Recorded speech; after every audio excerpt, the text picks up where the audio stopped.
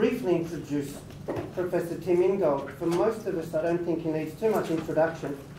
I was actually thinking about a film on the way here. I'm not sure if many of you have seen that film called Analyze This, with a psycho mafia boss, Robert De Niro, being psychoanalyzed by Billy Crystal. When I heard that the weather was 40 degrees today, I felt like saying to Tim, analyse this. I'm sure he could as well.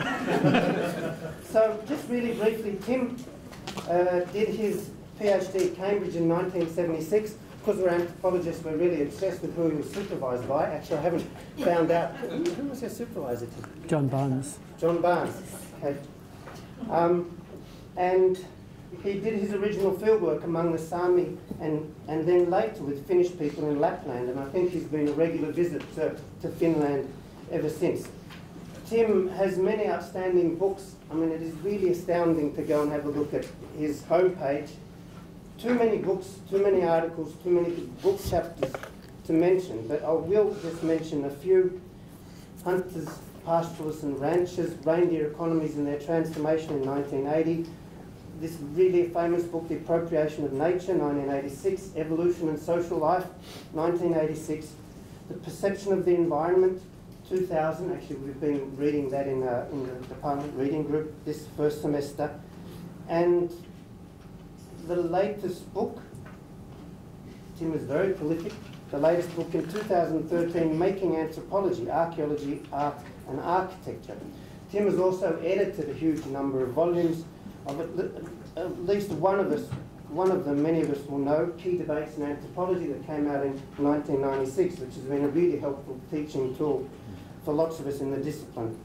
Of the literally hundreds of journal articles, this one caught my attention, The Eye of the Storm, Visual Perceptions and the Weather. Tim, as we've discovered in the reading group, is the range of references that Tim is working with is really incredible. A vast breadth of knowledge, huge number of references, and not just to anthropology, obviously, to a huge range of disciplines as well. And that's one of the reasons why in the reading group, staff and students found his work hard to understand at first, because there's so many other things you need to understand to actually follow the argument. But on the other hand, and I think we'll discover this today, Tim is a really clear writer. And he also really brilliantly brings himself into the text in a gentle way. It's not sort of a dominant, Tim Ingold thinks this, this happened one time, this is interesting. So together with this type of intimacy in his writing, but a really breadth of knowledge, I think that most of us, as we start to read him more, we begin to really appreciate his work. So I think that's enough. Tim's topic is of reindeer and men. Hopefully some of you have read the abstract, and yeah, I'll pass that. Thanks. Well, thanks very much, and it's lovely to be here. Actually, the Reindeer Men, that's the title of the first section, which, because the title is Anthropology Beyond Humanity. It seems a bit strange to be talking about reindeer down here, but I hope you don't mind.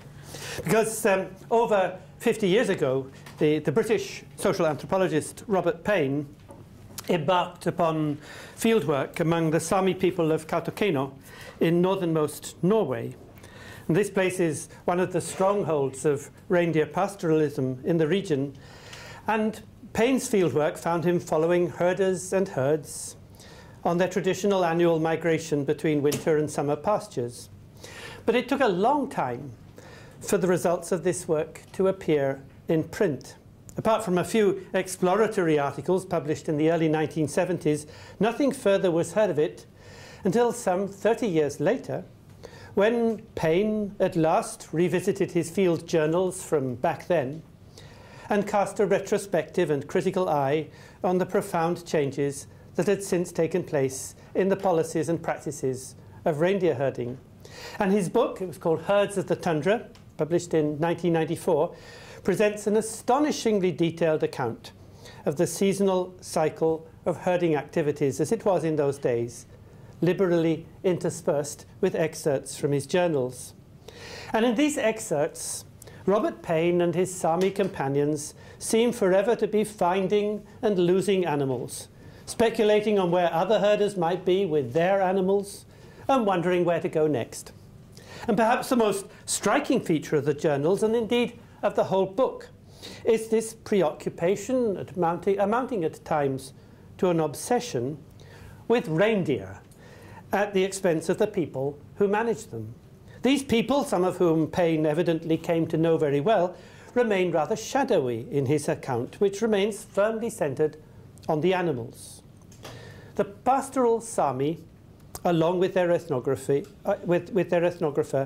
appear to have reindeer on the brain, an affliction which will be familiar to anyone who has worked in a reindeer herding society. But it also gives cause for reflection.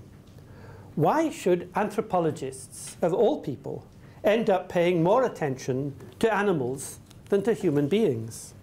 And this is a question that I too have had occasion to ask myself, and that others have often put to me. You anthropologists are supposed to be studying the people, they would say. Why do you go on and on about reindeer? Because as a field worker among the Skolt Saami of northeastern Finland in the early 1970s, I had caught the same affliction. Compared with their neighbours over the border in Norway, the Skolts possessed far fewer reindeer, and long-distance migration had never been part of their traditions. To make ends meet, they had to hunt, trap and fish, to collect berries, and to work for wages when it was available. But nevertheless, their lives and fortunes seemed to be entirely wrapped up in the comings and goings of their herds. Often they would talk of little else. And so my field journals, just like Robert Paine's, have as much, if not more, to say about reindeer than about people. Worse still, I began to talk about reindeer as if they were people, as if they existed in communities of their own, with their own social organization, and made their own decisions on matters affecting their lives, including, most crucially, how to respond to the presence and demands of humans. And in one of the first papers I ever wrote, shortly after my return to the field, I argued along these lines that humans and reindeer comprise two interacting populations. I wrote, both form social groups and are guided in political economic decision-making which takes the other into account by very different sets of goals and values. Herdsmen want large and prosperous herds. Animals want protection and security. And so long as the animals find security in associating with humans, well, they will continue to do so. But if, for whatever reason, humans are no longer able to keep their side of the bargain, then the animals will defect, propelling the herdsmen to adopt increasingly forcible means in the attempt to regain control. The relation between humans and animals then flips from the symbiotic to the predatory, as herders seek to run down their reindeer while the reindeer attempt to make good their escape. And such was the situation that I encountered in my fieldwork. Well, my paper was called On Reindeer and Men. It was published in 1974 in the Journal of the Royal Anthropological Institute, which at that time was still known as Man.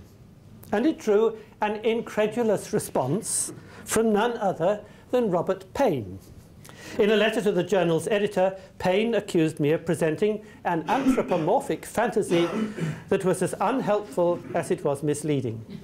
It is one thing to claim that human beings form relations with one another based on shared understanding and common interests, and it's perfectly acceptable to speak of social contracts and reciprocal obligation.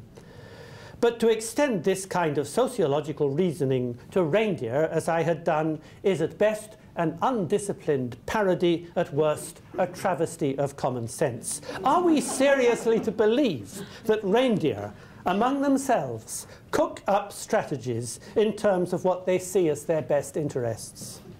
Of course, herdsmen deploy their accumulated knowledge about the habits of animals in the conduct of their operations, and of course, frightened or harried animals will escape their pursuers if they can. But it is surely absurd to claim that reindeer deploy their knowledge of the ways of humans in conducting their lives, or that they might use such knowledge in order either to seek protection or to evade capture. Where is the evidence, Paine demanded to be told, for supposing that the animals have anything at all approaching a reciprocal body of knowledge deduced from experience about the herdsman? Well, strangely enough, the evidence was there in Paine's own field journals, although another 2 decades were to pass before it came to light, in the publication of his book, Herds of the Tundra. In the book, he describes at length the process of reciprocal learning, as he calls it, between reindeer and their herders, in which each learns the other's ways. Animals learn about their herders' order of things, he writes, as well as herders about their animals. Reindeer, for example, familiarize themselves with the sounds and smells of the human camp and learn to associate these with security. But not all animals are equally involved in this learning process. The most closely involved, and that might on this account be regarded as tame, go on to teach other animals in the herd, serving as intermediaries in the passage of knowledge across the species boundary. Moreover, what is learned in one reindeer generation will likely be passed on to the next. For human herdsmen, knowing what the reindeer know is critical to the success of any campaign. And yet the weight of accumulated knowledge in the collective memory of a herd can also be a hindrance if circumstances require an abrupt change of plan. It's hard to get animals, especially older individuals, to unlearn what they already know. The same, of course, might be said of human beings. Nevertheless, despite this apparent symmetry, Paine remains convinced that the human-animal relationship in herding is fundamentally asymmetrical.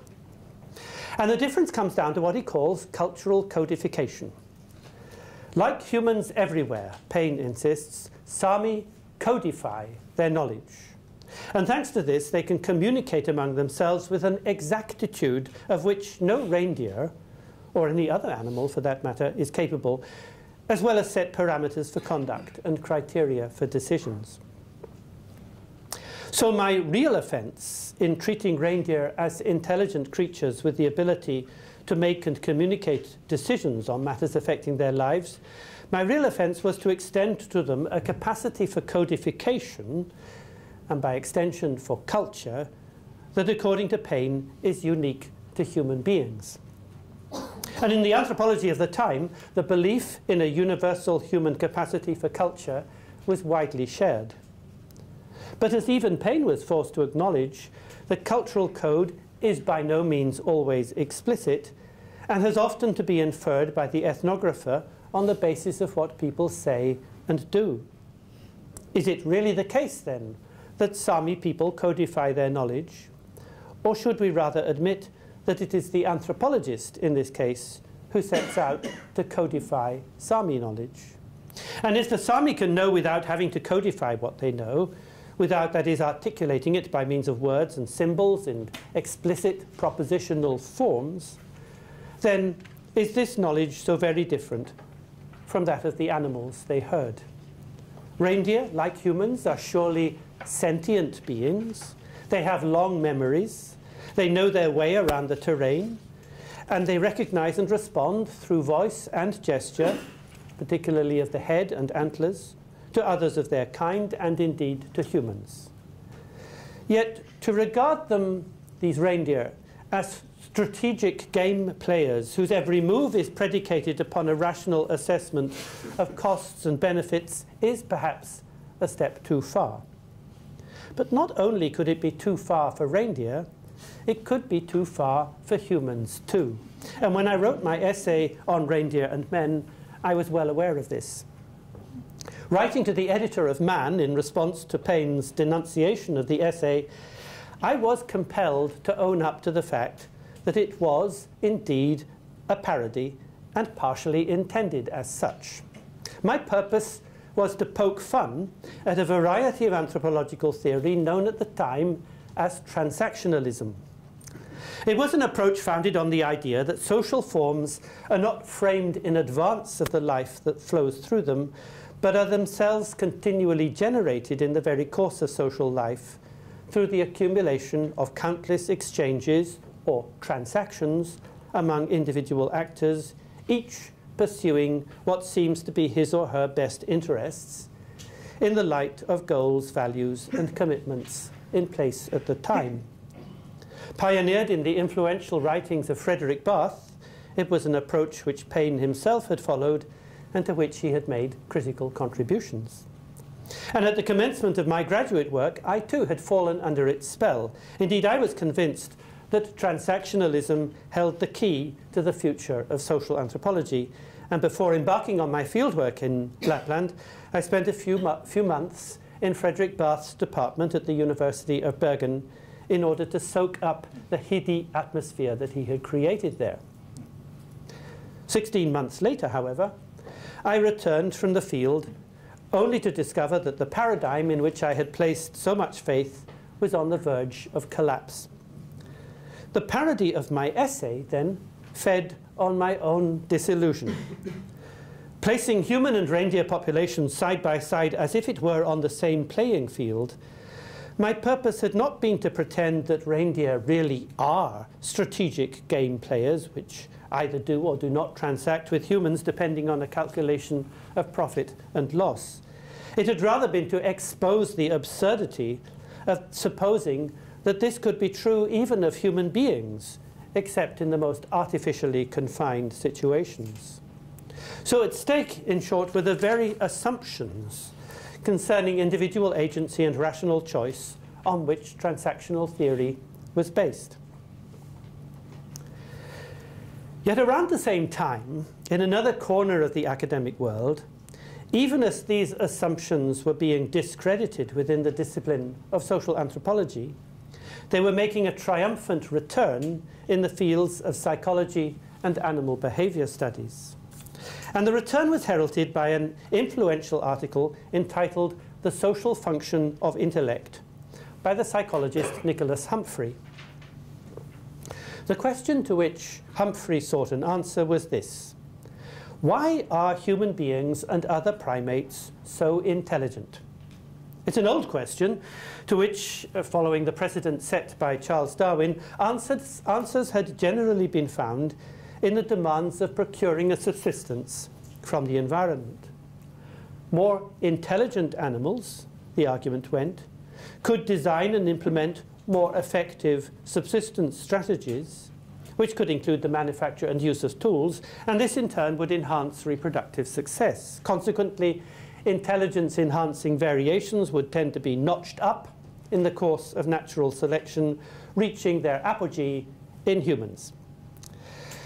Well, the trouble with this argument is that if you are a monkey or an ape, or even a human hunter-gatherer living in the sort of environment in which our earliest ancestors are said to have thrived, food is remarkably abundant and easy to harvest if you know where to find it, and its procurement poses no greater demands than those faced by other creatures who seem to get by with nothing like the high-level intelligence of primates. Such intelligence calls for large and complex brains, and brains are metabolically expensive organs to maintain. What is the point of having a large brain if, for most practical purposes, it has rather little to do? And Humphrey's answer was that primate intelligence is at work not in the practical technical field of subsistence procurement, but in the social field of managing transactions with others of one's kind. In Humphrey's scenario, the little band of primates, be they monkeys, baboons, chimpanzees, or human hunter-gatherers, the little band of primates is a hotbed of intrigue, manipulation, deception, and chicanery. Indeed, it seems to bear more than an accidental resemblance to the convocations of scholars in the settings of academic conferences and senior common rooms, with their all too familiar backbiting and conspiracy. And it's no wonder that Humphrey, a Cambridge Don, chose to model the primate social group on what he called a collegiate community. Just like a Cambridge college, it is a community in which no individual can ever feel secure in position or rank, and in which social life entails a perpetual jostling for attention, influence, mating partners, and even food and wine. To play the game, you need to have your wits about you. And it's precisely because social life is a game of wit, Humphrey hypothesized, that big brains evolved along with the intelligence they support. And this idea inspired a good deal of work on the complex dynamics of relationships in social groups of monkeys and apes. A decade later, introducing a volume of papers on the subject, the psychologists Andrew Whiten and Richard Byrne announced with unabashed aplomb that the idea of social intelligence is one whose time has come. And they rebranded it the Machiavellian intelligence hypothesis. And reading the evidence adduced to support the hypothesis, it's hard to avoid the impression that in the minds of the Western scientists who study them, monkeys and apes appear a good deal smarter than the majority of human beings who are neither Westerners nor scientists. For whereas the intelligence of non-human primates shines out against the received view of the animal other as a creature governed by instinct, the non-Western, non-scientific other is debased in the scientific worldview as one whose life is governed by tradition rather than reason, and for whom the free play of intelligence is inhibited by force of habit and custom. So if a social anthropologist like Paine might balk at the idea of extending a transactional approach from humans to animals, for psychologists of the Machiavellian persuasion, it is just the other way around. If anything, they would doubt the applicability of the approach to human beings, at least until Machiavelli emerged upon the stage to tell humans how better to raise their game. Now, in 1978, 2 years after the publication of Humphrey's article, the primatologist Shirley Strum convened a conference to review the state of the art in studies of the social behaviour of baboons. And at the conference, she presented what she claimed to be nothing less than a revolutionary new picture of baboon society, where previous studies had focused on hierarchies of domination and subordination, maintained and enforced through displays of aggression. Strum argued that there is no stable hierarchy, but rather a constant process of negotiation, of give and take, in which individuals, both males and females, enact sophisticated strategies of competition and cooperation.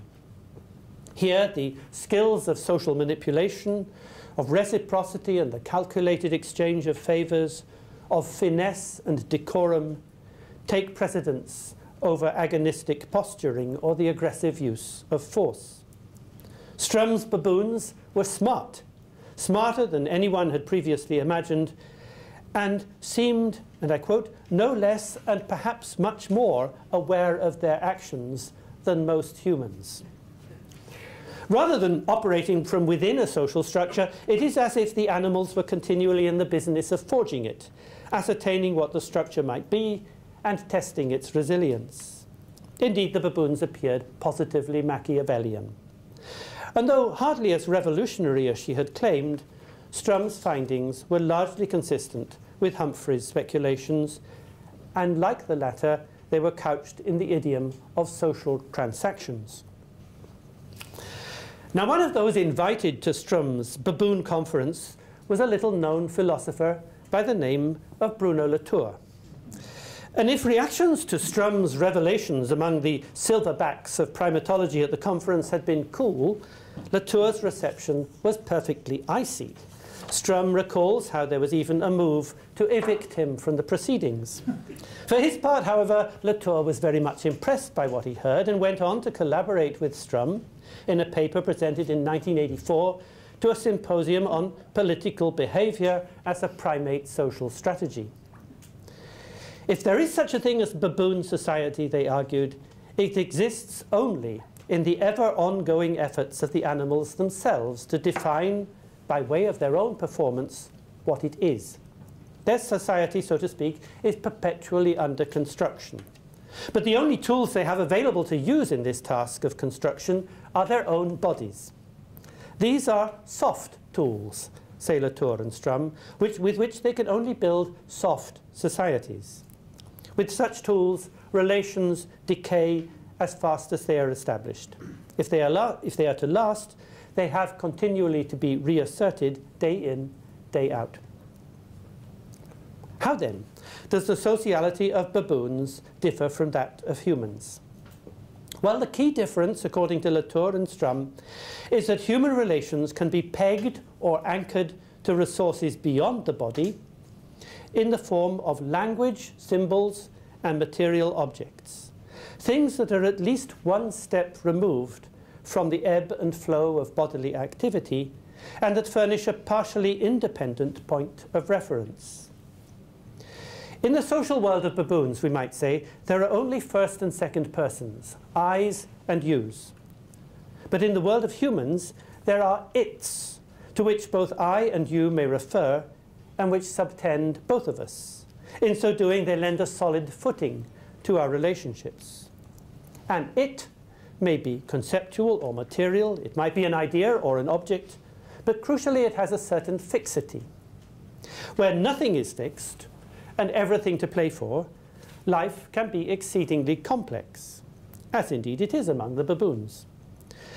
The more, however, that relations are grounded in externalities, the more they can be factored out and their aspects disaggregated. You can focus on one thing at a time without going adrift. And while this considerably simplifies the tasks of social life, it also makes it possible to assemble simple, clear-cut operations into immensely complicated structures. The overall trend in social evolution then involves a trade-off between complexity and complication, in which the latter rises as the former falls. And Latour and Strum illustrate the trend by means of a diagram, and here it is, if I can find it, with 4 stages.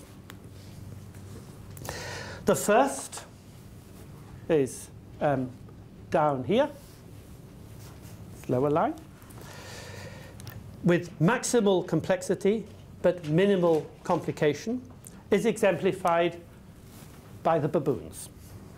The second stage is exemplified by human hunter-gatherers. For them too, what little there is of social order exists and persists mainly in the performance. Nevertheless, their possession of language and rudimentary technology allows for a slight reduction of complexity and invests relationships with greater determination and durability.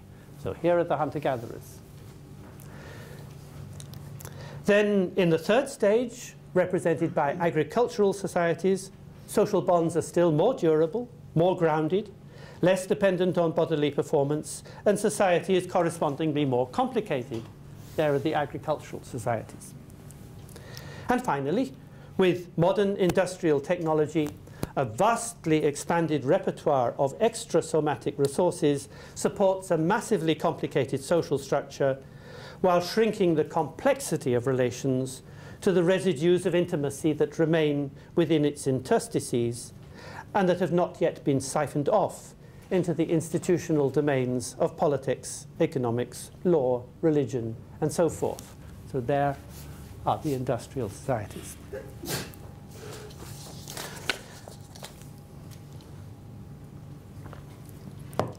Well, in the decades following the publication of his paper with Strum in 1987, Latour has often returned to the baboons.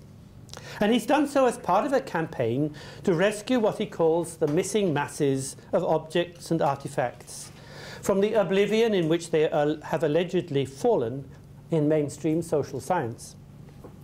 Without objects, he thinks, we would live like baboons, and the degree to which we do not is a measure of their importance. In a dialogue with the philosopher Michel conducted in 1991, the baboon study was cited as an exemplary account of what social life would be like in an objectless world.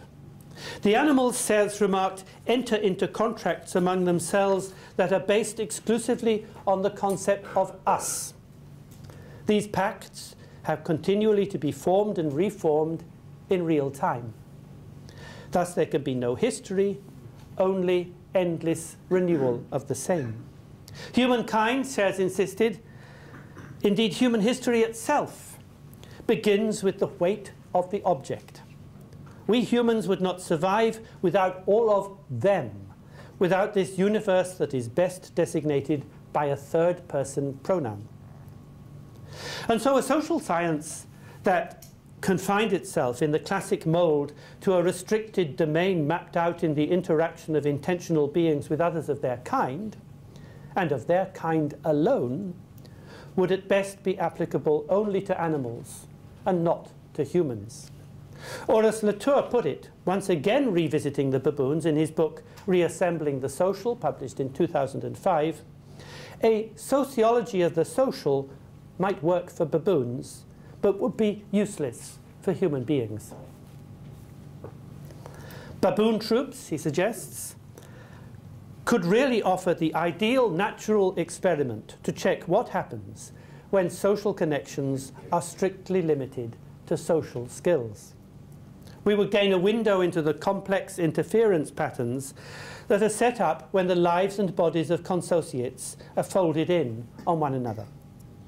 But complicated humans, Latour claims, have folded themselves into vastly more entities, some of them having the great advantage of remaining in place. And their study requires an altogether different approach. Now there is something extremely odd about this convocation of us and them, of restless, mutable, animate beings and emplaced, fixed, durable entities, that for both Serres and for Latour comprises a matrix for the conduct of human affairs. Every restless, mutable, animate being that does not happen to be human seems to have gone missing. Elsewhere, Latour presents the convocation as a collective of humans and non-humans. But with the singular exception of domestic animals, there are no living non-human mammals or birds, reptiles, fish, or insects in the emerging collective. To be enrolled, according to Latour, animals would first have to be endowed with what he called the social characteristics necessary for their integration. They would, in other words, have to be refashioned through a process of domestication to the mould of an artificial order. Non-humans that have not been thus subjected to refashioning and which lack the requisite characteristics have no role to play in the collective and do not belong there. They should keep out. Humans have been engaging in collectives with non-humans, says Latour, for millions of years, ever since our ancestors started to make tools, striking stone on stone. But it was the stones that were enrolled in the collective, not the animals hunted with them. The prehistory of the collective begins in the mediations of technology, not in engagements with other life forms. Well, it has long been customary in the world of us and them to refer to the former, us, as subjects and them as objects. And in conversation with Latour, Michel Serres does the same. But for his own part, Latour repudiates this subject-object distinction. For all it does is to impose a priori a wholly spurious asymmetry between, on the one hand, the world of human intentional action, and on the other, a material world of causal relations. Conventionally, the first world has gone under the name of society, and the second under the name of nature. In place of the opposition between society and nature, Latour calls for a symmetrical approach which would bring both humans and non-humans to the table as transacting parties. By this, he doesn't mean that humans and non-humans are literally symmetrical, as though equal and opposite. Quite to the contrary, he wants to find a way of talking about persons and things that allows for heterogeneity and is non-oppositional. For Latour, it's precisely because they are different, but nevertheless bound up in an encompassing field of relations, that humans and non-humans can swap properties and exchange roles. Objects and subjects, he insists, can never associate with one another, but humans and non-humans can. But wait a moment.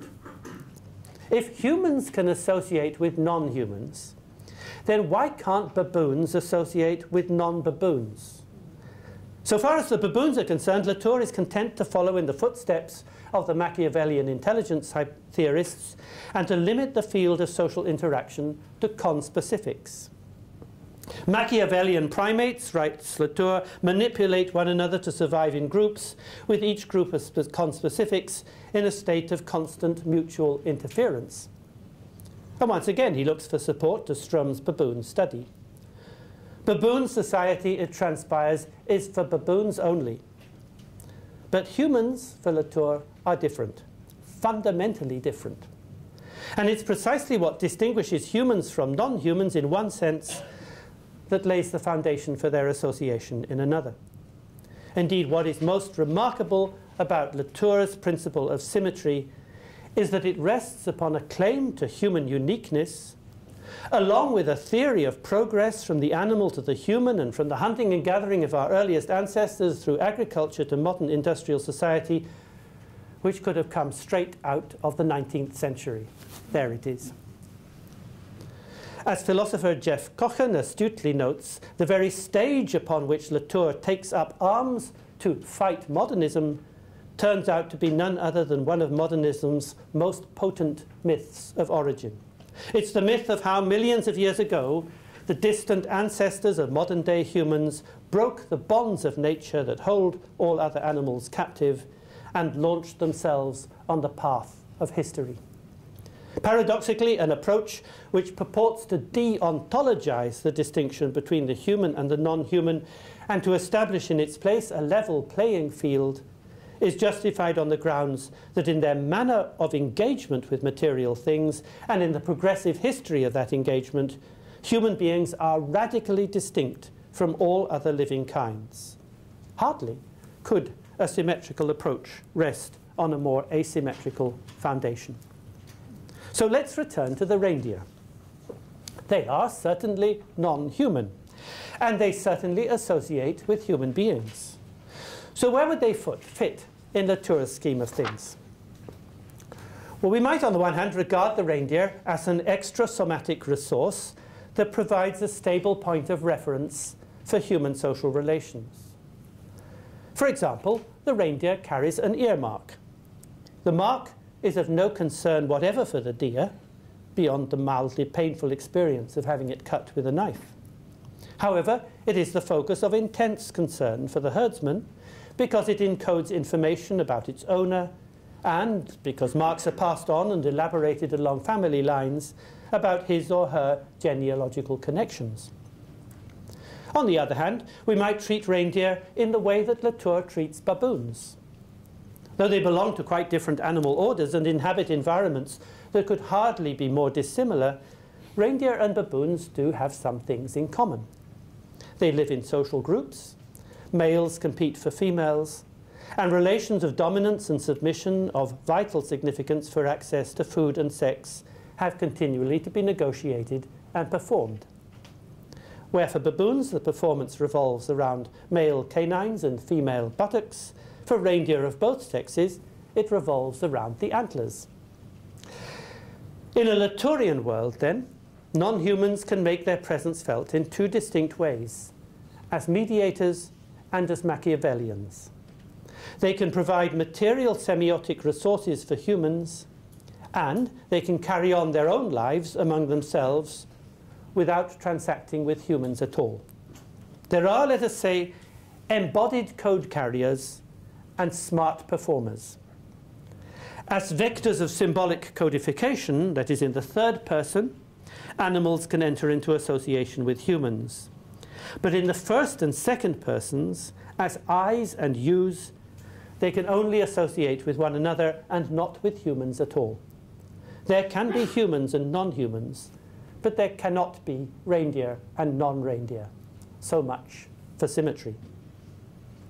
It was Michel, you'll recall, who insisted that we humans could not survive without all of them, without a universe of things in the third person. And here he is again in a passage from an essay entitled Genesis, composed in 1982. This says, the only assignable difference between animal societies and our own resides in the emergence of objects. Our relationships, our social bonds, would be as airy as the clouds were there only contracts between subjects. In fact, the object, specific to the hominidae, stabilizes our relationships. Well, whatever the case may be for baboons, it is simply not true, as Serres asserts, that for non-humans generally, social relations are free-floating rather than anchored in the material world. Migratory seabirds return to nest and breed year in and year out to the same cliffs and in the same pairs, as do herds of reindeer do to the same calving grounds. Here, cliffs and grounds play a well-established part in stabilizing relationships between breeding pairs in the first case and between mothers and offspring in the second. Perhaps you'll say that humans are still different insofar as the ability to recall a good place for nesting or for calving doesn't require of the animal that it should treat the place as an entity in its own right, apart from the peregrinations that brought it there. Perhaps it's we humans in our studies of animal behaviour who objectify the place and not the animals themselves.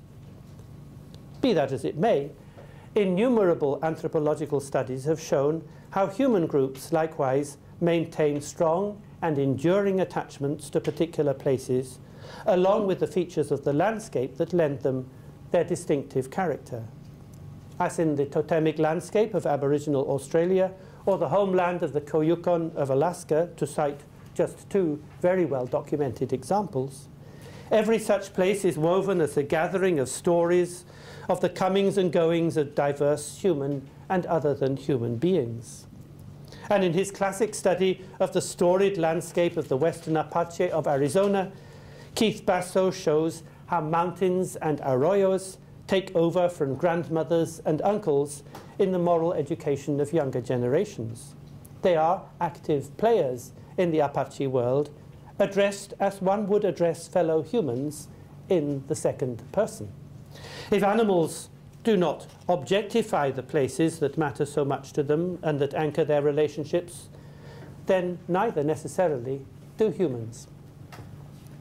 Turning from places and landscapes to tools and equipment, it might be argued that whereas animals are largely confined to the use of what the primatologist Hans Kummer has called social tools in the form of their own bodies, humans routinely surround themselves with extrasomatic implements of their own making.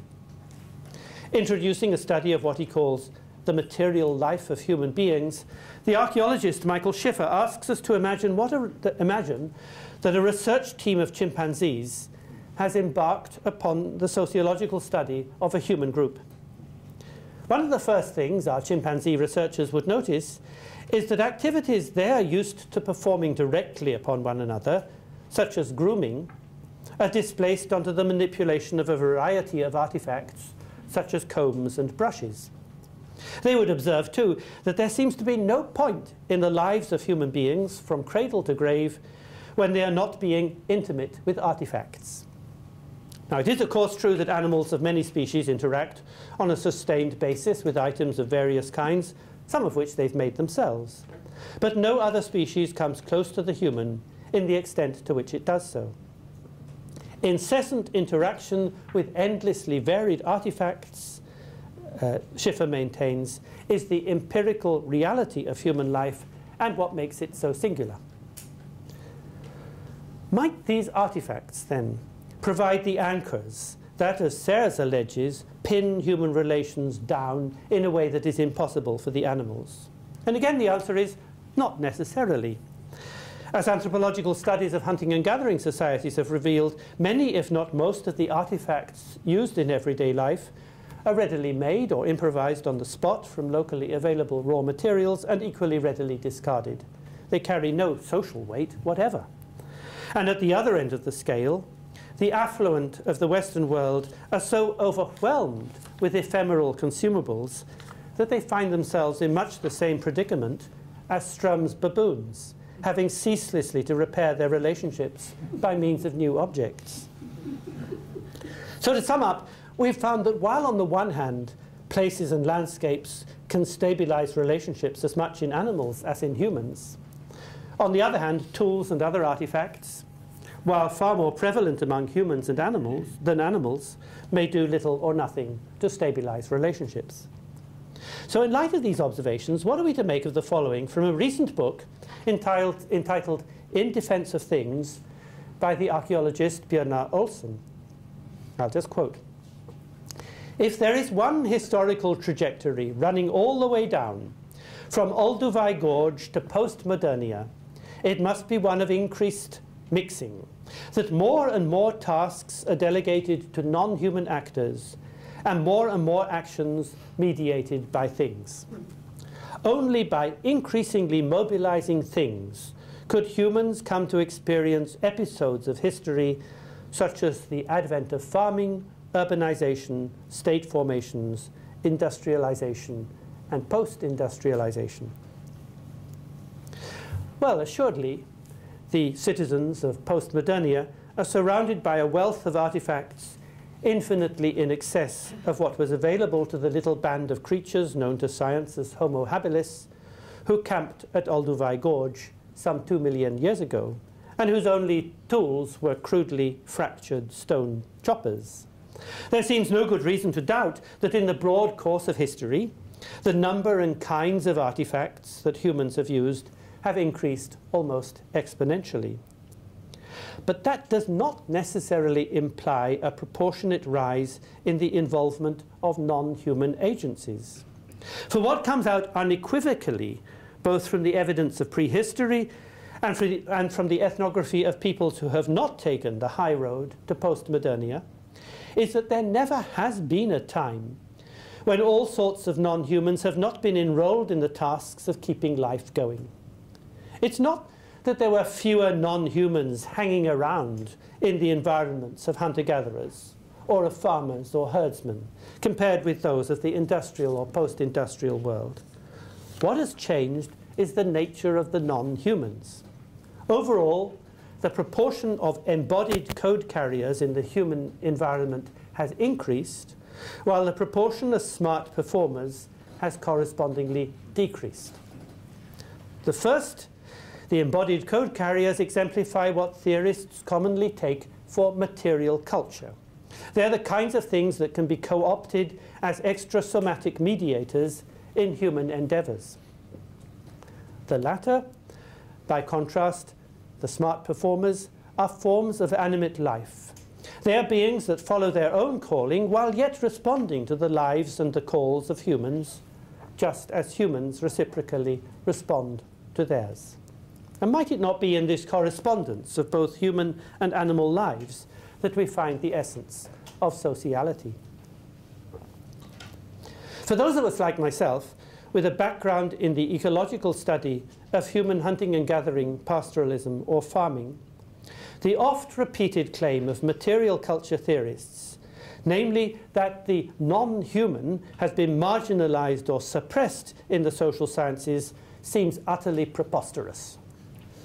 For it turns a blind eye to the wealth of studies by both anthropologists and archaeologists of the manifold ways in which people in different parts of the world and in different periods of history have shared their lives with diverse animals and plants. So how can we account for this blind spot? There's only one possible answer, and that is that so far as our material culture theorists are concerned, these animals and plants are the wrong kinds of non-humans.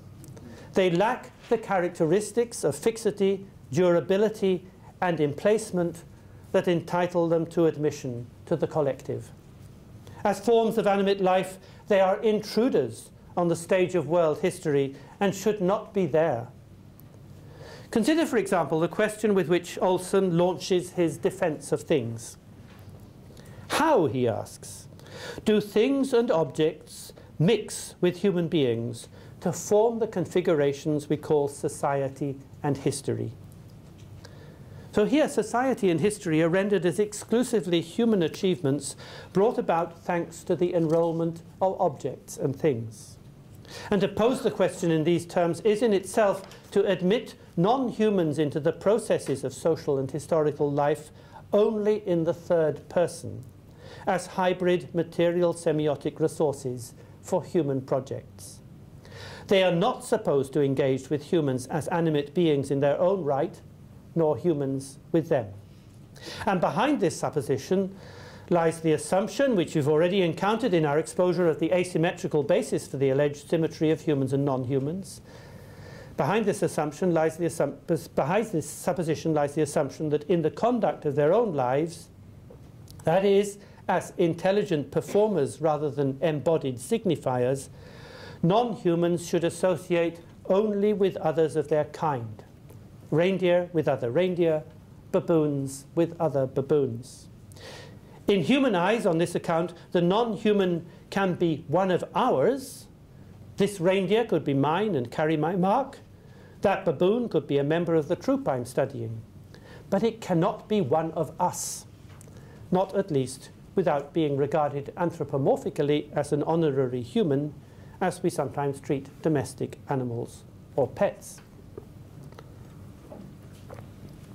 And we can but wonder where this assumption came from. Why should anyone think that social relations should be confined to individuals of the same species? Why should the reindeer or the baboon not be one of us, or we one of them? Are not the lives of herdsmen entwined with those of the animals they herd, or the lives of behavioral scientists with the animals they study? And are not these cross-species entwinings, these correspondences, just as social as our human and animal entwinings with others of their respective kinds? As Latour and Strom recognize, accounts of the origins of society and the behavioral sciences tend to start from the idea that the word social refers in the first place to aggregations of conspecifics. And from there they go on to consider how animals adapt their behaviour to an environment largely made up of others of their kind by becoming smarter at manipulating and manoeuvring around each other. And yet, like most animals, baboons inhabit a landscape in which, among other things, they have to deal with potentially dangerous predators. These predators, too, have to be outmanoeuvred. And so even baboons, as Latour has belatedly and grudgingly admitted, find that their lives are mixed or folded in with landscapes and predators, as well as with conspecifics. If you're a baboon, it is not only other baboons you have to worry about. And if you are a reindeer, it is not only other reindeer. There are predators, like wolves and wolverines, not to mention beings of less fathomable intent, such as humans. So if it is social to care about beings of your own kind, why should it not be social to care about beings of other kinds? And as I'll now show, the restriction of sociality to relations among conspecifics has its source in the very claim to uniqueness that would otherwise reserve society and history for humans alone. It is, in other words, a direct reflex of the belief in the wholly exceptional nature of human being. Now, as with so many things, the argument goes back to Karl Marx. In the Economic and Philosophic manuscripts of 1844, Marx had declared that man is a species being. And here he was following the lead of the philosopher Ludwig Feuerbach. In his classic work, The Essence of Christianity, Feuerbach maintained that it was not consciousness as such that distinguishes humans from other creatures, but a particular sort of consciousness, one that makes it possible for men and women to recognize themselves not just as individuals, but as fellow members of a species, thereby apprehending in themselves a human essence that they share with others of their kind. Thus to say, I am a man, or I am a woman, is an assertion of individuality, but one that is possible only because it is made against the ground of an acknowledged humanity common to all. And in this regard, species being is entirely distinct from species life. As Marx went on to explain, the life of a species, whether human or animal, is carried on by way of a bodily engagement with the stuff of the material world, and its proper domain is the world of nature. But while the animal, in its activity, exemplifies the form of life typical of the species to which it belongs, it has no knowledge of the fact, no awareness of its exemplary character. The animal and its species life are one and the same.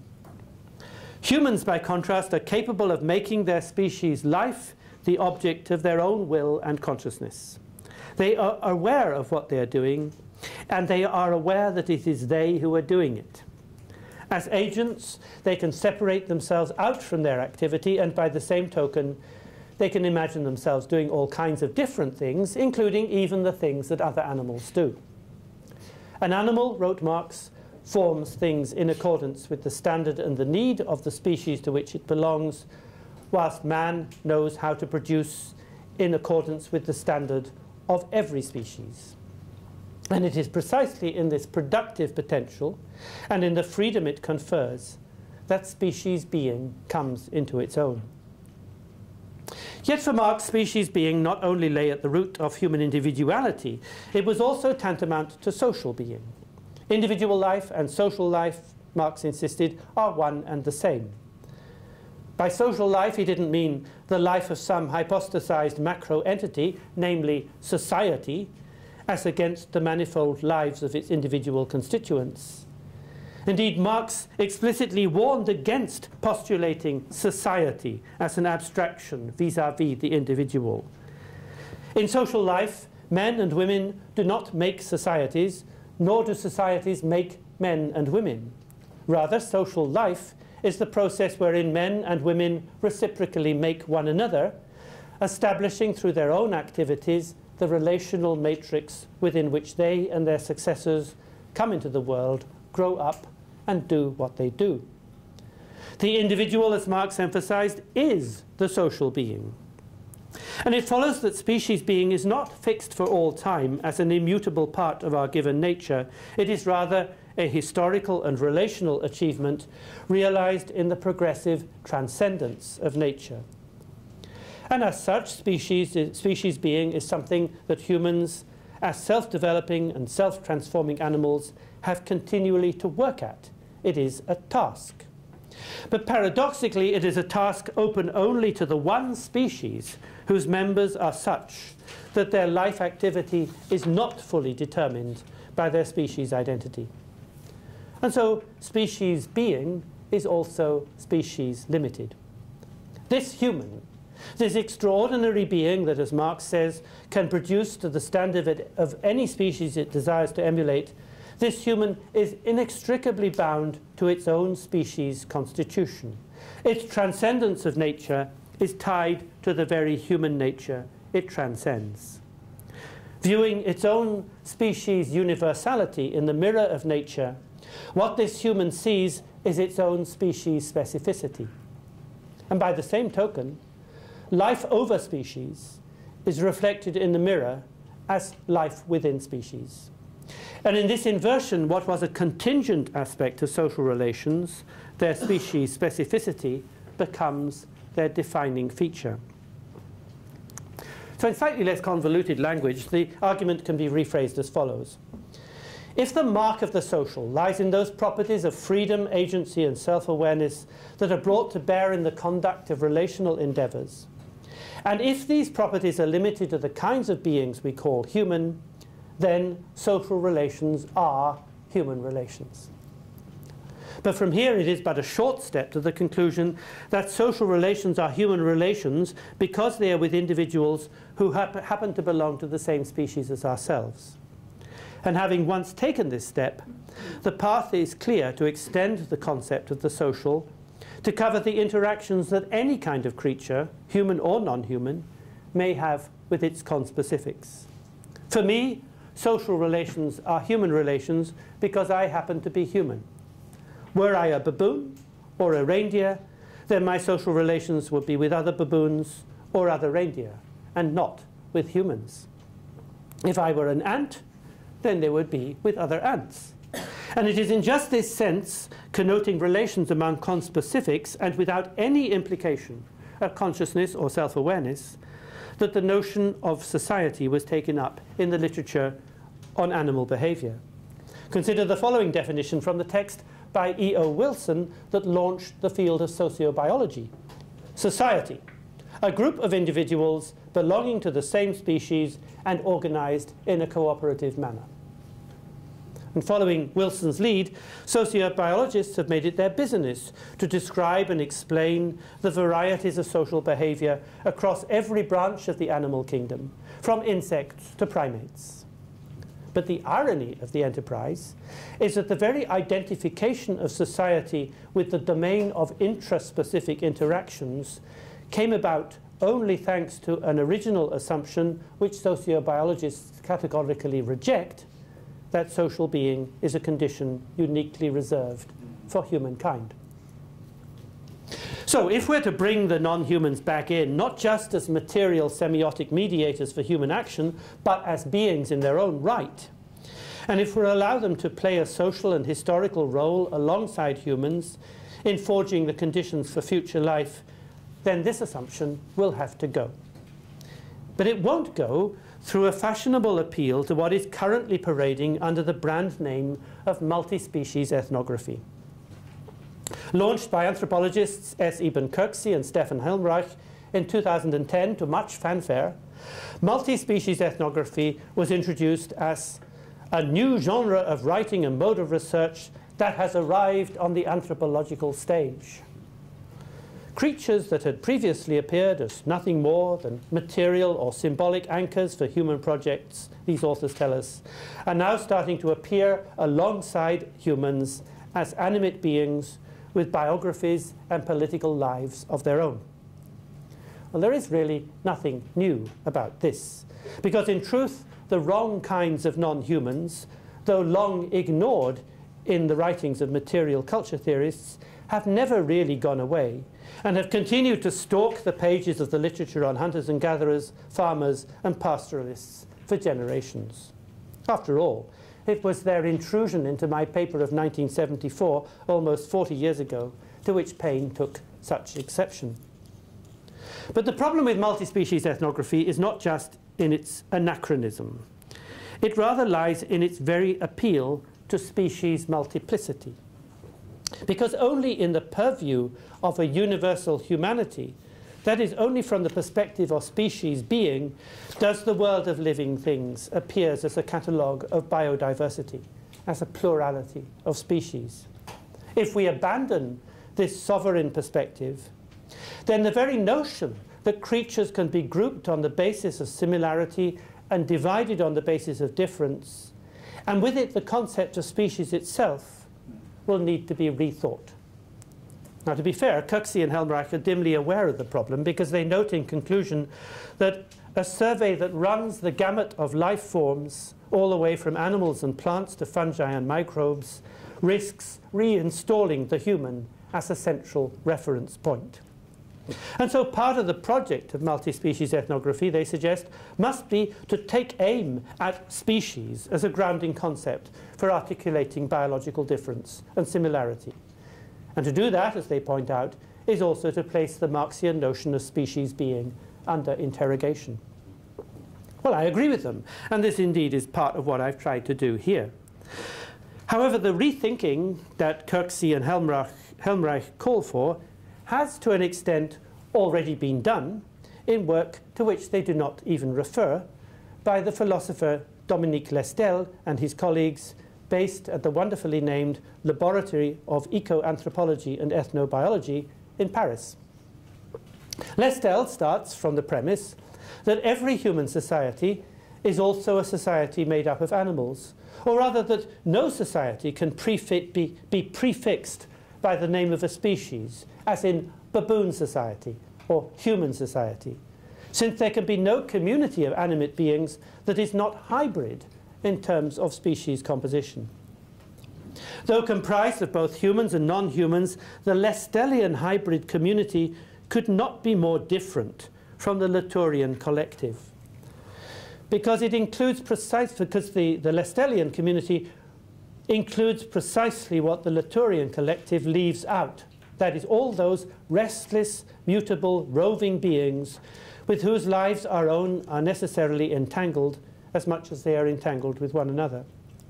And this entanglement entails a sharing of meaning, of interests, and of effects. So rather than looking at animals as though they were humans, or at humans as though they were animals, we need to find ways of modelling social life that allows for their differences. And the question for Lestel is, how do humans and animals allow each other to be differently intelligent? And this emphasis on difference is critical. For Machiavellian intelligence theorists, as we've seen, the autonomy of the individual is paramount. And every smart performer playing his or her part in society campaigns to protect it. In the community of conspecifics, you have to watch your back. But in the hybrid community, the animal subject is not a bounded entity set over and against others of its kind, but just one trail of growth and development in a heterogeneous field of interests and affects. Or in Lestel's words, it is not so much the subject of a defensive autonomy as of an open-ended heteronomy.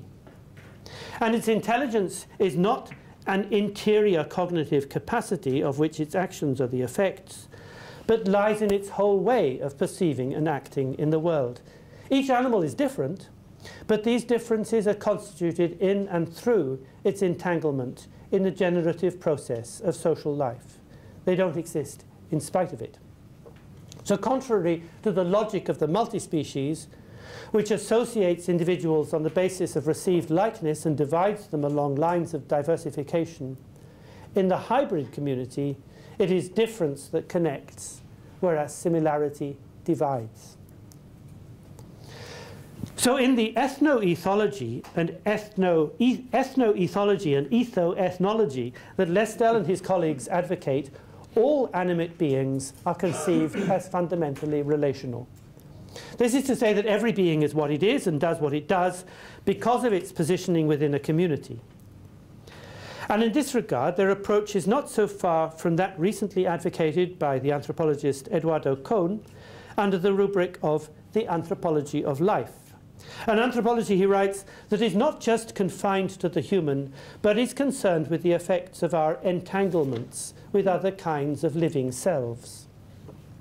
And echoing the cultural theorist Donna Haraway, Kohn contends that these others are not just to think about, but to live with. His non-humans are not like Latour's, since they do not need spokespersons to speak on their behalf. They speak and indeed communicate simply by virtue of their presence and activity through modes of reference that might be indexical or iconic, if not symbolic.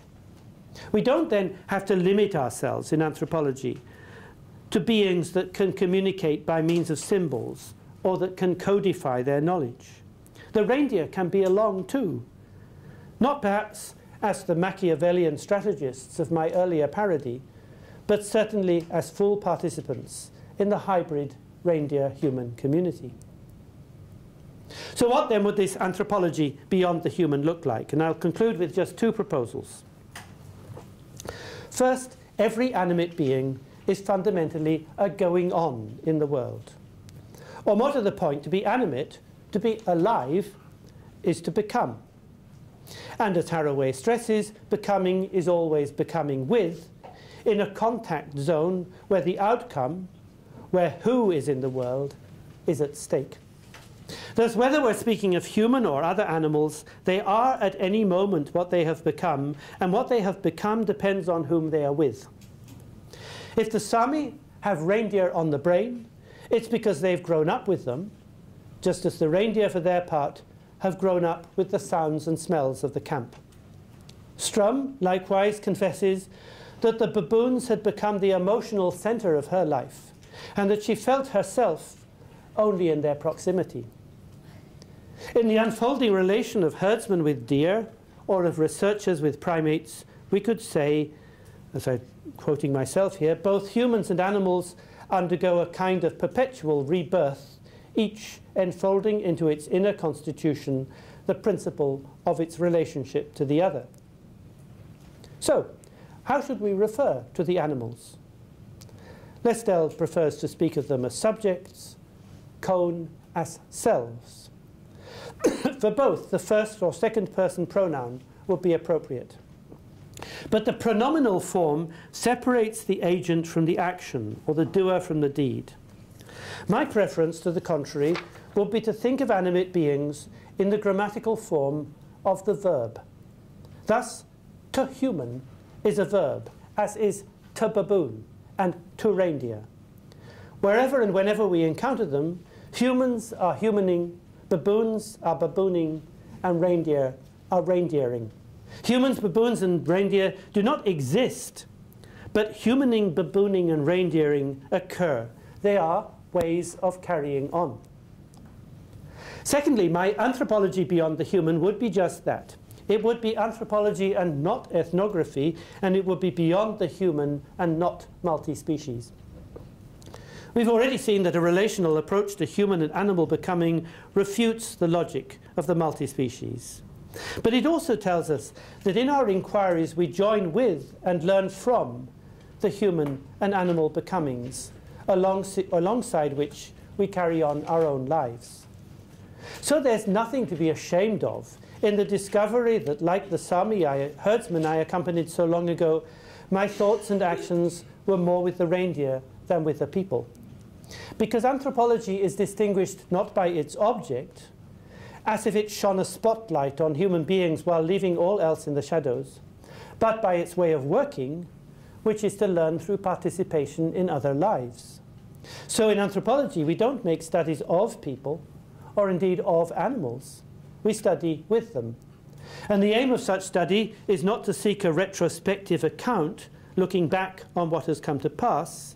It is rather to move forward in real time, along with the multiple and heterogeneous becomings with which we share our world, in an active and ongoing exploration of the possibilities that our common life can open up.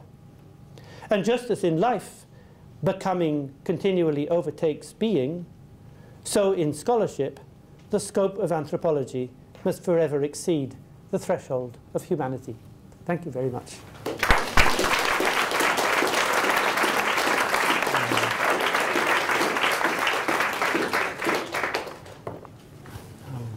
Questions?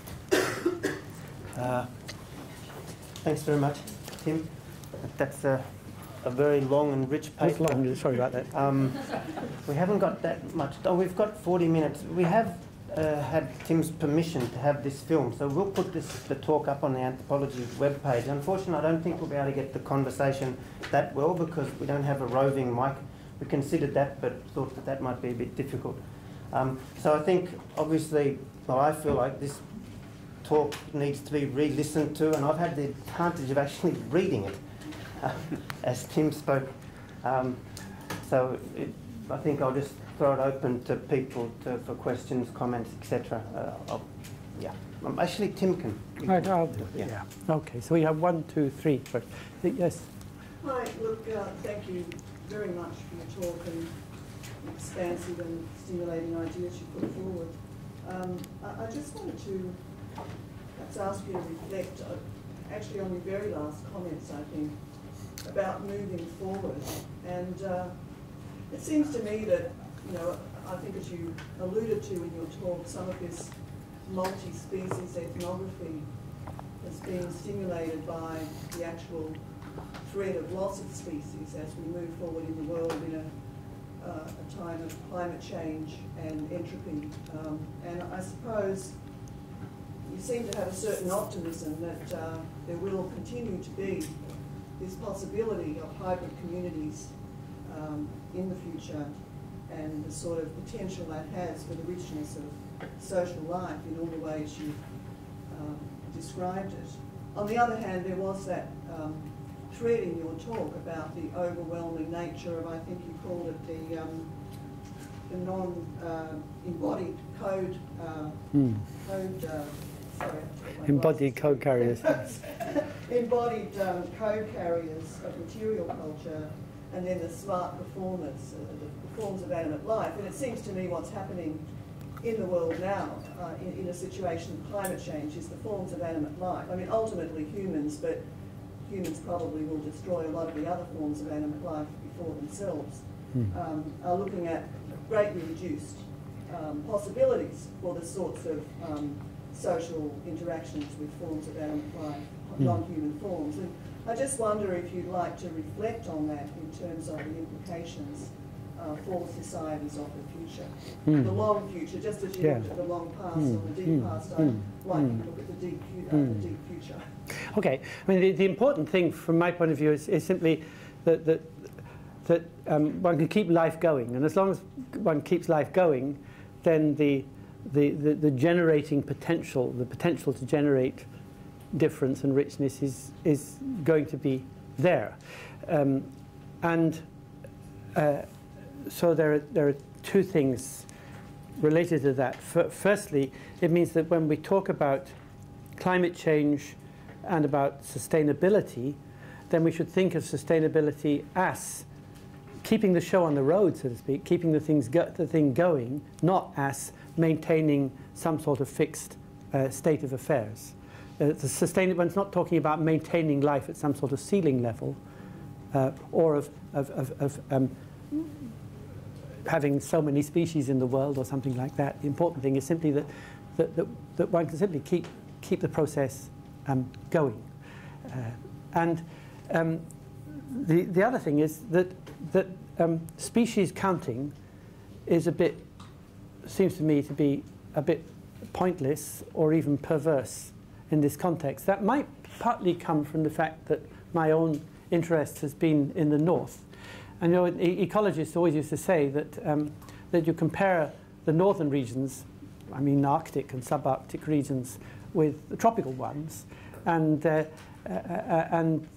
tropical ecosystems are extremely diverse with huge numbers of different plants and animals. You go up north, and although life is very rich, there's a hell of a lot going on, there are not that many species about. And when you work in the north, you get a bit annoyed with people telling you that environment is rather poor compared with the tropical environment, and you start thinking, what is the basis for this kind of species counting? What difference does it make? You know, you might have rather fewer species of birds, but what flocks? And just see what they're doing, and the richness of it, and abundance. And you see, number of species, it couldn't care less, because that's just one particular way of counting. Why should we be counting? Why should we think of the richness of life in terms of how many things we can count, a kind of train spotting ideology in the first place? So that's why I think that the logic of species counting that underlies the discourse on biodiversity is more than a little perverse, and it actually is based on the reduction of life to species, which cuts out the ontogenetic aspect, the growth aspect, which is the source of its richness. I mean, this is all related to a critique of neo-Darwinism, which is all the time rendering ontogenetic processes of growth and development subservient to evolutionary ones, as though the only thing that mattered was phylogeny and not growth and development. And I think we should put the priority the other way around. We should be thinking about growth and development first, and situating evolutionary processes within that. But that's part of a much larger debate. That's where it comes from. 1, 2, 3. It was I can't remember the order now, but let's say you're next. I think yes. Thank you very much. So my question is about the relationship between the view and the study of hybrid communities with which you finished, and different ways of trying to study non-oppositional heterogeneity, which you went through along the way. Now, I'm less familiar with Latour and that tradition than with what I think is an interesting, similar set of views from a different tradition in Andy Clark and Ed Hutchins, philosophy of political science. So that's kind of where I'm coming from. But okay. Let me stick with Latour.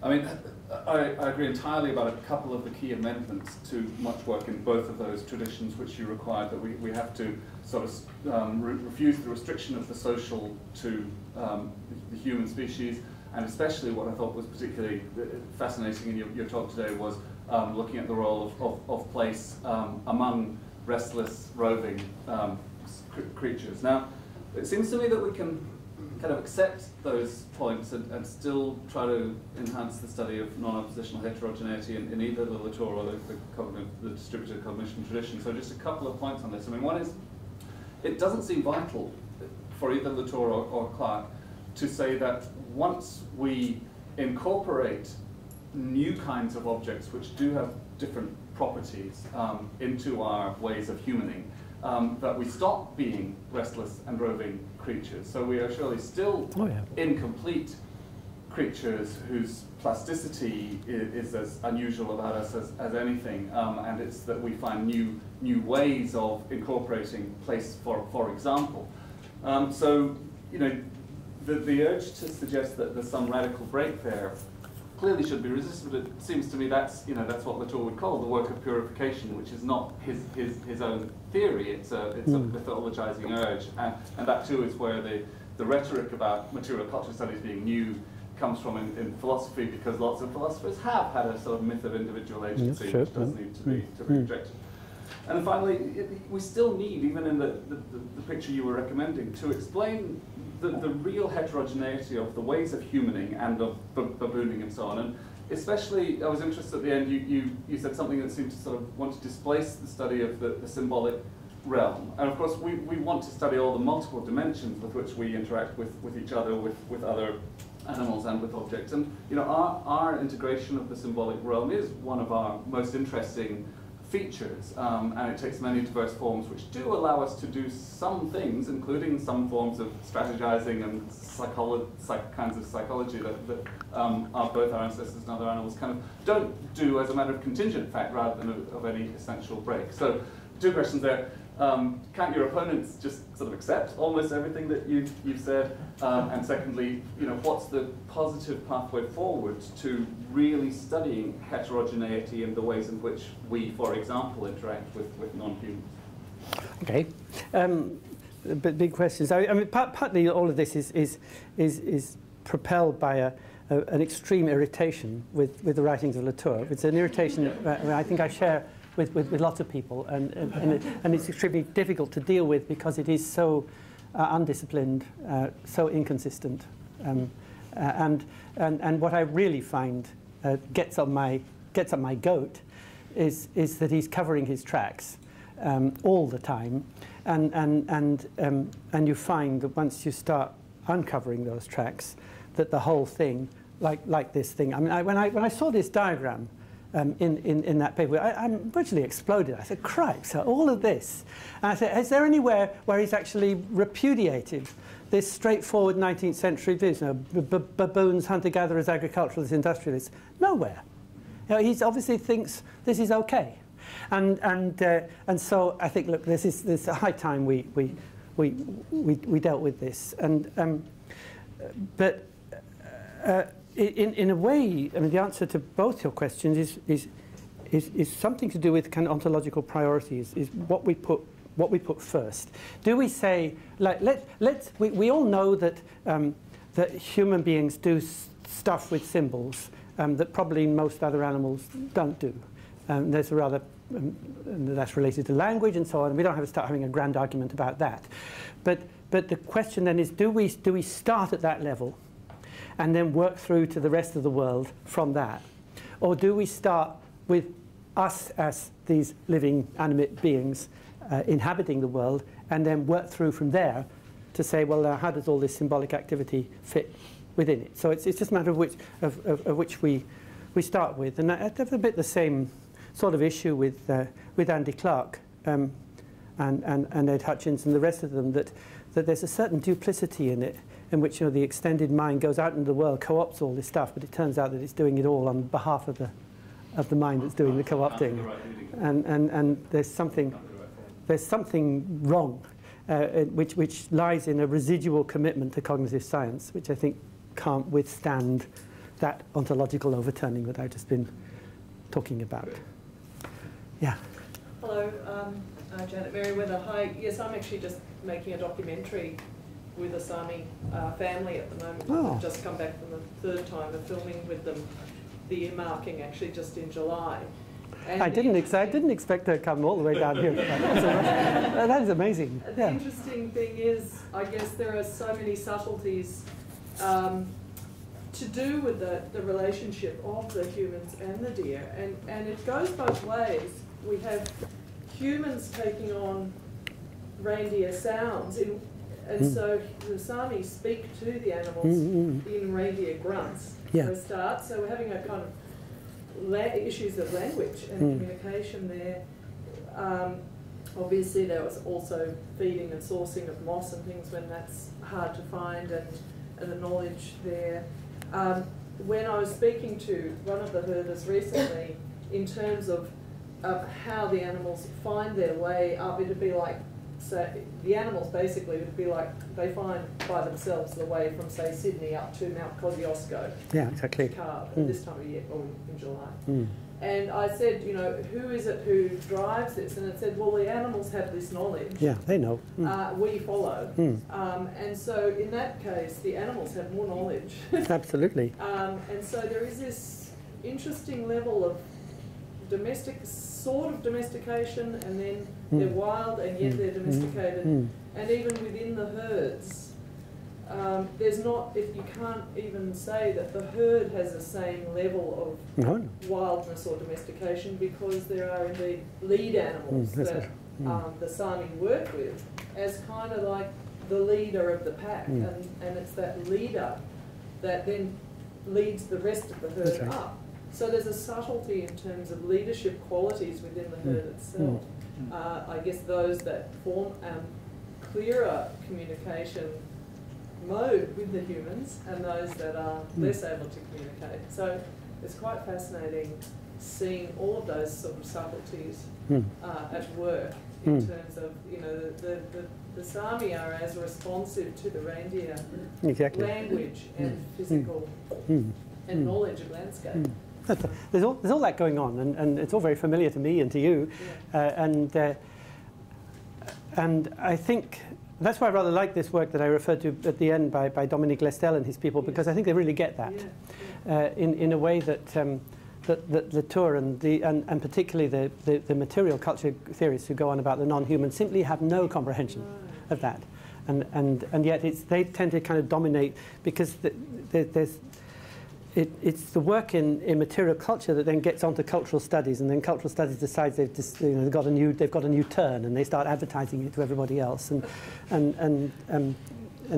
if you happen to have been doing what you've been doing, or I was doing, and really been working with people who are working with animals, you say, well, what, you know, you've just discovered what we knew already for a long time, and it's rather condescending when you think about, I mean, if you think about this in terms of how much the Saami know about how much the reindeer know, to dismiss the categorization of the non-human is a bit of an insult to the reindeer. Especially when you find you look up and say, well, what is this sort of type example of the non-human? It turns out to be a speed bump on a road, you know, or a sleeping policeman. As this other woman indicated, what is going to be the complicating factor is the impact, well, in Sweden, of damming of rivers for hydroelectric schemes and melt. All sorts of things can happen to break those relationships. Yes. Now I've a bit lost track of people who. There's 1, 2, and 3. So I'll do it. How's that order? I don't know. I hope that's all right. So you first, and then you, then you, then you. Yes, you first. I don't know whether that's the correct order, but anyway, I'll just. Thank you. It was a really fascinating talk. Speaking of similarities and differences, you mentioned Donna Haraway a few times. I wondered if you could say a little bit more about her work. I'm thinking about her move from the primatology studies and what she called simian orientalism, that human projecting on animals and the idea of domination, to her companion species work and the idea of co-constitution and exchange. So based on the ideas of deconstructing nature-culture, subject-object, and focusing more on the relational and hybrid, it would seem very similar to what... Yeah, it is very similar to what she's saying. If I get annoyed with Latour, I get positively angry reading Haraway. It's got nothing to do with her arguments, it's the style.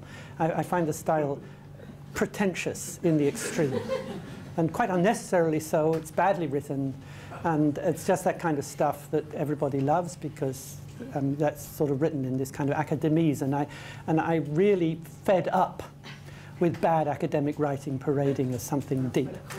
But so anyway, that's why I really don't enjoy reading Haraway. The other reason why I don't enjoy it is most of the time when it comes to the dogs and things, companion animal stuff, she's catching up. Where people who've been working on animal-human relations have been talking about this for donkey's years, and just repackaging it. And so I'm not terribly impressed. I sort of threw her in because she's been talking about this being with the animal and the rest of it, but we knew that. And it's just a matter of taking argument. I mean, James Serple was writing about relations between humans and domestic animals, happened to come not from anthropology background but from zoology background, but saying pretty much the same things about 30 years ago. The fact that the anthropologists and cultural studies people hadn't bothered to read this, is their fault.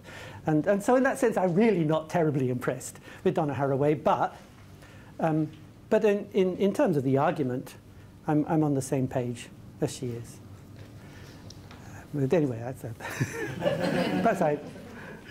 but yes. You next? Hi, yes.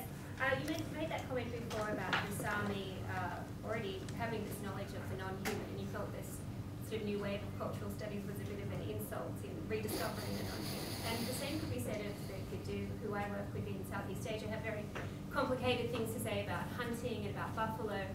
But what strikes me is that this is always bound up with another very important category of the non-human, which is the spiritual side of things, whether it be dead ancestors that are human, or animal spirits, or all kinds of spirits, places, and all of this kind of thing. So that's another way of thinking about beyond the human.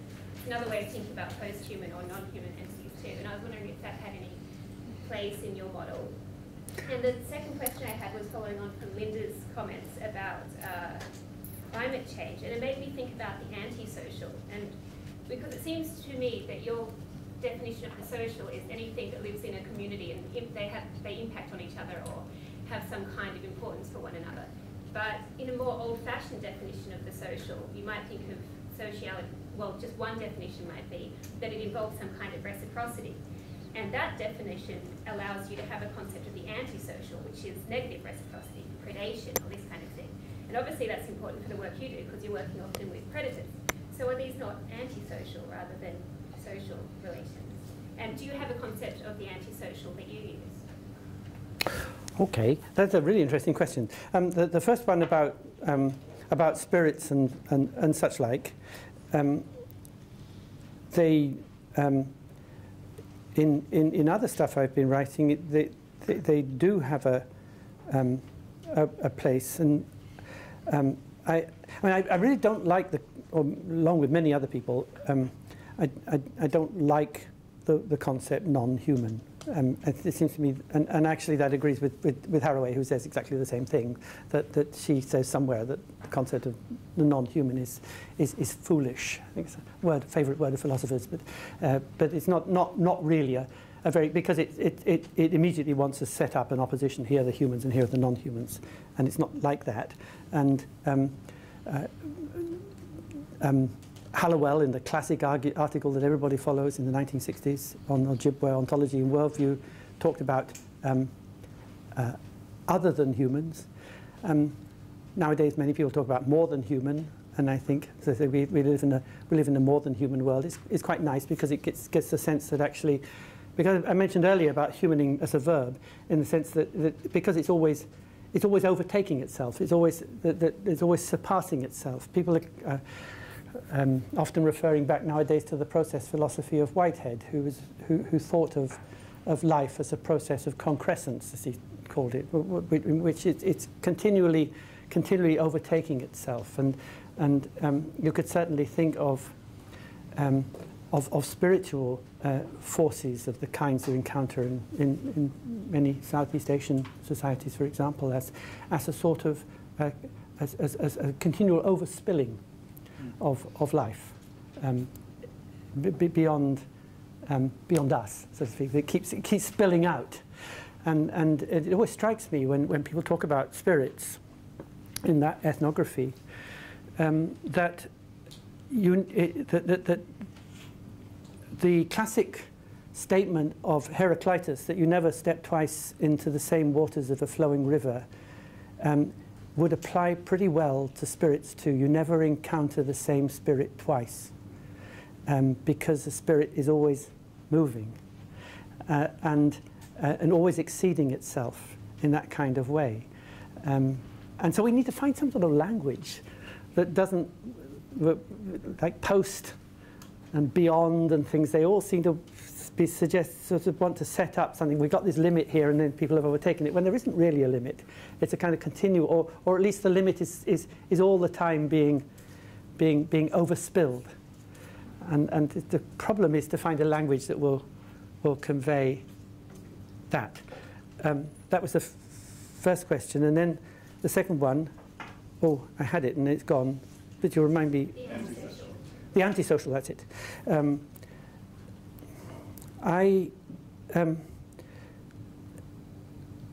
Yes, you see, the problem there is whether you could have, how you think of the opposite, whether it's antisocial or asocial.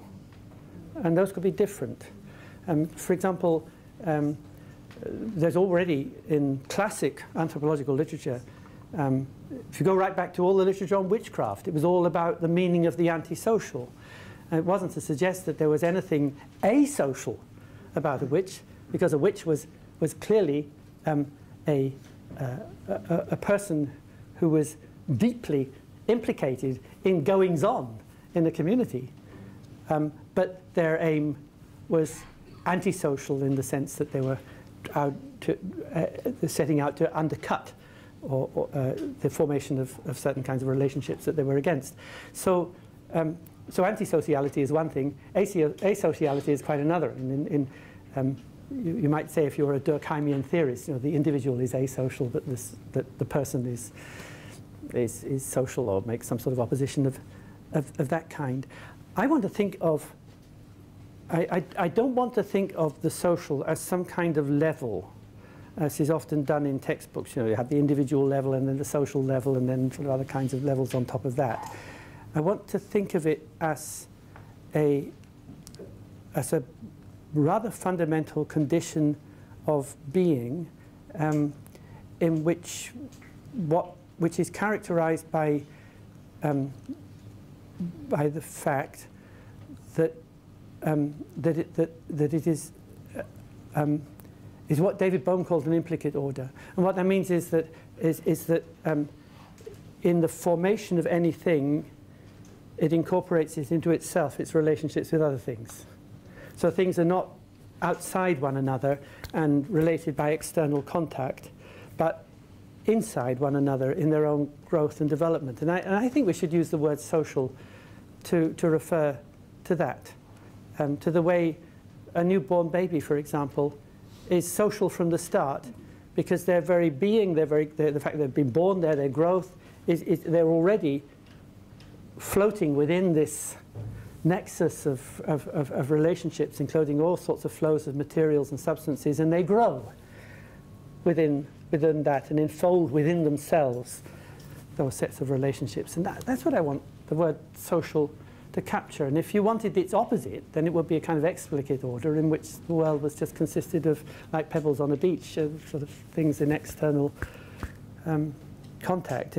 And you might then argue that a sociobiologist or an ultra-neo-Darwinian fundamentalist or somebody like that might when in their definitions of society, putting forward a definition of society which is fundamentally asocial. And that's what we have to argue against. difficult questions, though. Who's next? It was there, yes. Well, let me pose an easy one then. Oh. I have two questions. One is ethnographic and one is theoretical.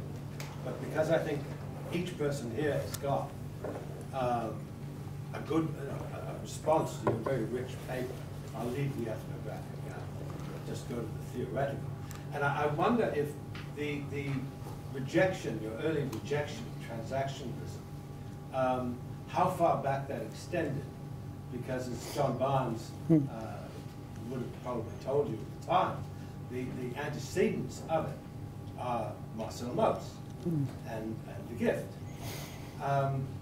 In your species being, in your babooning, and in your humaning, are you really looking at something like the how in that analysis, in that Maussian analysis? Yes and no, depending on your reading of Mauss. And the thing is that Mauss himself, I think there are two quite distinct readings of Mauss. One is a very straightforwardly Durkheimian reading, and the other is where he's actually saying something that overturned the whole Durkheimian paradigm. And that's in the idea that that beings might be a human being, or might be a thing, can genuinely interpenetrate one another without losing that domain of interpenetration to the superior entity that we call society. I mean, in Durkheim's sociology, if you put several individuals together, to the extent that they interpenetrated with one another, to the extent that the lives of those individuals interpenetrated by getting entangled, to the extent that they did so, that zone of interpenetration was then siphoned off and put onto this separate level of society vis-à-vis the individual. And there are times, when Mauss writes about the total prestation, there are times when he means that. But there are other times in Mauss when he's saying quite the opposite, which is that, no, people can interpenetrate through the exchange of words, gifts, and so on. They can become parts of each other without that zone of interpenetration going off onto another level. And that is a fundamentally relational reading of Mauss. Actually, I think transactionalism got caught somewhere in the middle of those two. There were, and of course there are many different writers, and they had different approaches. So it's, Barth would say one thing, Paine would say another, Capra would say another, and they all had slightly different takes on it, but they were all sort of somewhere in between those two alternative readings of Mauss, and I think never really quite got it. Because the form of transactionalism that I got from Frederick Barth was of a fairly radically individualistic kind, and it was one end of a spectrum of transactionalist theories at the time. But it was an interesting historical time, and it's interesting too. It's just exactly why or how it was that it all collapsed so quickly, as indeed it did. There was this huge upsurge of network theory and social network theory, and the rest of it was related to that at that time. And John Barnes's work on networks was being cited here, there, and everywhere, and then whoop, and it vanished. And I mean, looked at the time, it just seemed as though there was a sudden fashion for French neo-Marxism, and it had simply taken everything over. But from a long, if it would be good for somebody to look back on that particular period in the history of anthropology, in hindsight, to see what actually happened. I think people found there were no clothes. The emperor had no clothes. Well, I guess maybe that was partly it. But nor did Neo-Marx have any clothes either, nor did other. Just fancy. Yes. Now, where are we? Right. Thanks for that.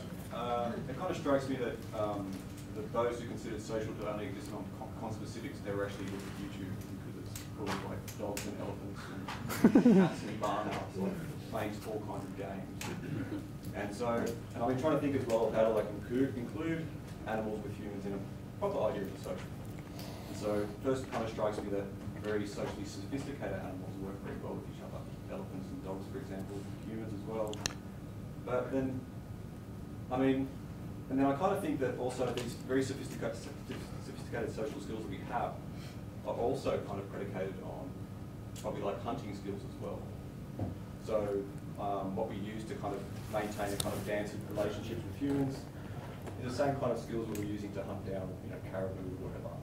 Except instead of, and the caribou, and these are still reciprocal relationships with the caribou. Like there's still people are still responding to each other, but instead of trying to, while humans are desperately trying to couple with the caribou in order to finally catch them, the caribou is desperately trying to escape, so it's break apart the relationship.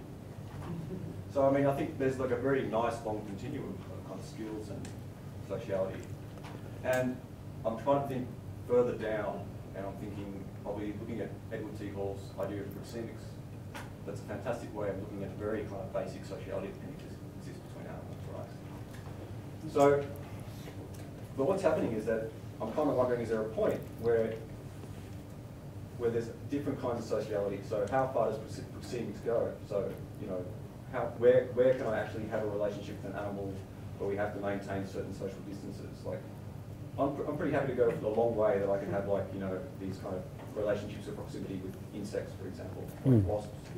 But then what happens to all the other non-humans, like, you know, trees, for example, plants, bacteria? Especially, I think about trees because I don't have a kind of individual kind of reciprocal relationship with trees. But of course, trees do respond, right, to human life, and they change courses and things like that.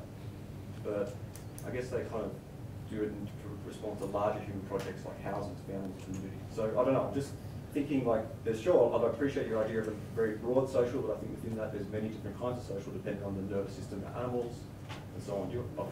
Maybe well, of course that's true. Of course that's true. And then what the lesson for us is that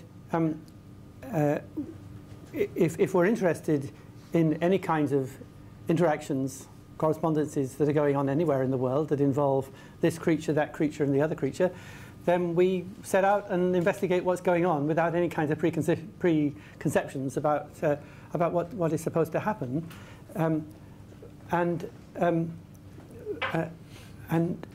but being prepared to entertain the possibility that there might be quite sophisticated forms of communication going on. And by doing that, by saying that we can look at the relations between any sort of organism here and any other organism there, and let's just see what it is and all of that. Then and if all of that is studying sociality in some form or other, then we have a much richer notion of sociality. I was reading just recently an article, quite a technical article by somebody drew to my attention by a couple of botanists, and they were showing how plants could, I think it was a certain species of plant or bush, could communicate to one bush would be able to warn another bush that you're about to be attacked by aphids, and it did that because there are mycorrhizal fungi that are wrapping around the roots of the bush, and when one bush is attacked, it responds to the attack by issuing some sort of odor that the flies don't like, but that mycorrhizal fungi pick up signals of that going on. The fungal mycelial network then travels along to the other bush over there, and basically that then stimulates the other bush to start producing these vapors even before the aphids have come on the attack, and so it protects it. And I mean, it's wonderful, and you see that there's all these kinds of richnesses, which to some extent, you know, established forms of thought in biology predispose researchers not to see, but which I think, you know, we can, and you could think, well, why not think of an anthropology that that would think of the whole lived world as full of all these kind of amazing things going on, and how rich it would be. And, yeah, that's what I was thinking. Now who's next? I'm lost. You. 1, 2, 3. You first. I'm sure you've been waving your hand at the wrong time. Yeah. I'm not an anthropologist. I'm from that obscene school of cultural studies. But I was interested in what you were saying about your documentary in response to what Tim was reporting. Is that community totemic? Australian Aboriginal communities are very totemic, deeply totemic. And you were talking about the linked animals being almost like interlocutors between their community and human beings. Is the reverse true? I don't mean to be in opposition here, but I was just wondering, are there deeply totemic people who take on some of the social or the symbolic even nature of the deer? Not that I know of. No. The woman I'm basing the film on was born into a nomadic family, and she's part of the sort of stolen generation, residential boarding school generation, where they sort of, so that's happened over there as well. That's happened, yes, similar to the Canadian story. Not that I know of. I haven't noticed, because they were transient and on the move. It's not about establishing such heavy symbolic structures that you might find, I guess, in the North American cultures. But you would know more. I think that there's actually there's an interesting question here. That I think the answer is no. The Saami society is in its traditionally, anyway, is deeply animistic. There is an animic tradition, and depending on how you define it, totemism. The trouble with totemism is there's so many different ways of understanding it, but in the Australian Aboriginal sense of totemism is fundamentally different from the animistic understanding. And the reason why it's different is because, in my understanding, Aboriginal Australian totemism is all about relations to fixing relations to land, and about land, about pulling people, anchoring groups in the land, and it comes down to a particular understanding of the world and the way it's formed, which is one in which everything's sort of, it's a very stabilizing one. It's one in which everything sort of comes down to some essential, deep down thing. And what is striking about the animistic cosmology is that it's just the opposite. Everything is continually on the move and melding and mixing with everything else. So I've written about this, and there is a pretty fundamental contrast between, they're alternative ontologies, between animism and totemism in that respect. I wanted to mention another thing in that connection, just that there's a wonderful Japanese anthropologist who I had the pleasure of meeting again after a gap of 20 years or so, just recently, called Yutaka Tani. His work is virtually unknown. He spent most of his life studying Mediterranean and Near Eastern pastoralism. These are people herding sheep and goats.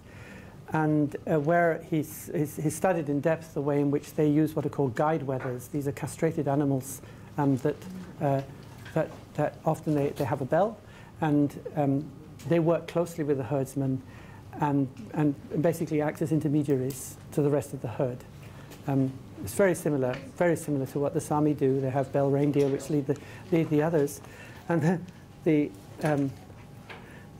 crazy thing about, or not crazy, but remarkably extraordinary thing about it is that Tani shows how there are clear resemblances between the way in which herdsmen managed their herds of flocks of sheep and goat, and this is sort of the biblical territory, and the way in which rulers at that time managed their slaves. And that there's actually a parallel between the eunuch, the castrated male who was the slave, who communicated the ruler's commands to the body of the slaves.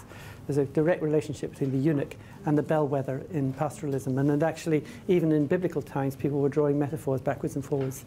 And he suggested in these that maybe the herding relationship was actually founded on slavery. It's a absolutely brilliant idea. But anyway. Thanks. I think we'll have to stop. I'd like to show our appreciation to Tim one more time.